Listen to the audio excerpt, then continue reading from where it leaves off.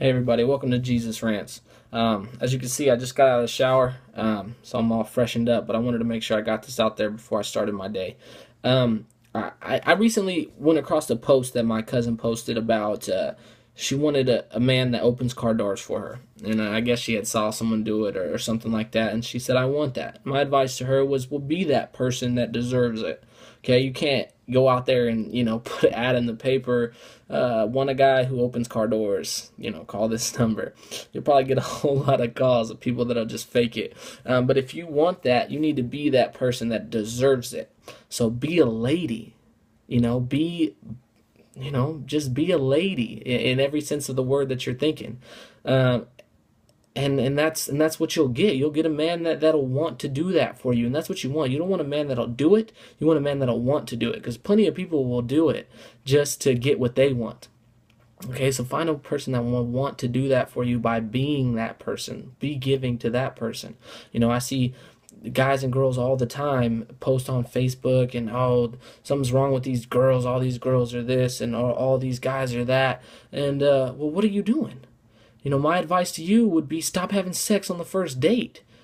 You're having problems with these people? No, duh. Because you have no idea who they are. You're into them because you're having sex with them, and that's it. A lot of people get married just because they like having sex with that person. That's a terrible reason to get married.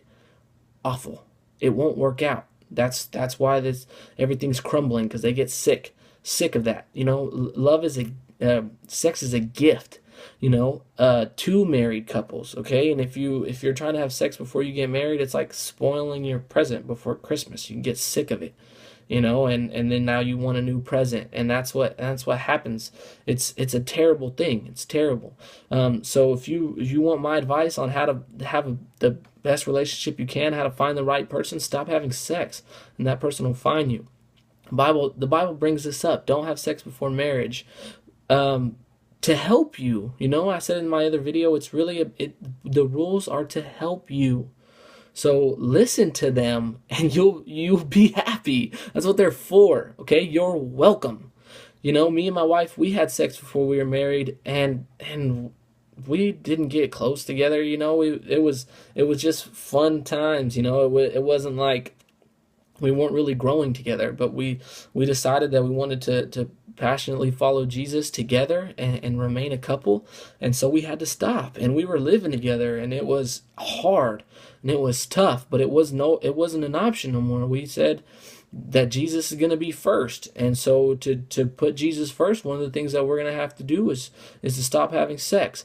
And that was probably the best decision that we made, and I really think that our marriage is able to grow and to flourish because of that, because we learned so much about each other. We got so close, and we got to grow together. And I heard um, a lady the other day at church. She said that our marriage had great communication, and it did, and it started with that, because we weren't having sex. All we had to do was spend time with each other, and we got to learn and grow together. And that's what it is. And marriage is giving yourself to that other person. Like, you see things on Facebook. Love is about putting someone's needs before your own, and that's so true. But you don't know how to do that, because all you do is think about yourself. So, the best way to do that, stop having sex. Stop it. Knock that off. It's only going to help you to grow closer together, to learn more about each other, to be able to know what each other needs, and to be able to fulfill those needs before the person even knows they have them. Okay, that's the way you do it. Give yourself to that person, and the way to do that is to not have sex with that person. Okay, you might think, well, that's different. How can I give myself to him? No, if you stop having sex, you'll learn that. You'll learn what that truly means. You'll have to give them everything, okay? Not just your emotional, sexual desires, okay? That's a terrible way to get to know somebody.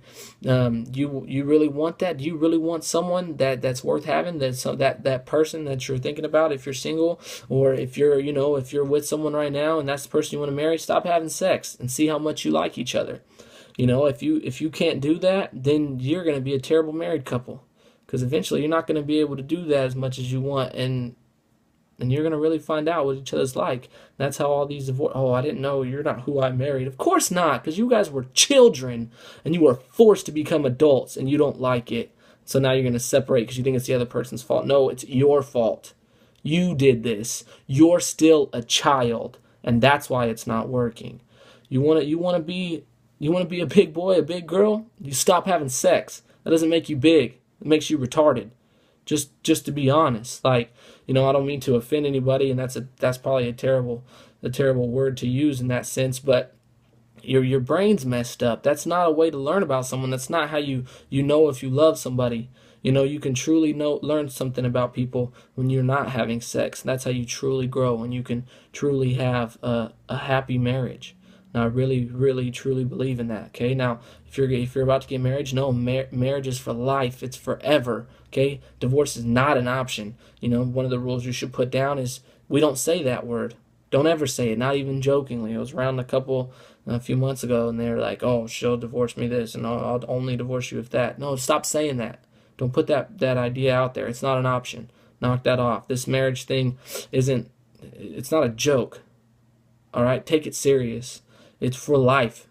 Through thick and thin, through sickness and poor, sickness and health, rich, poor. You need to think of all the bad things, okay? And sickness, poor, through thin, through hard times. Think of all those times, and then decide whether or not you want to continue on.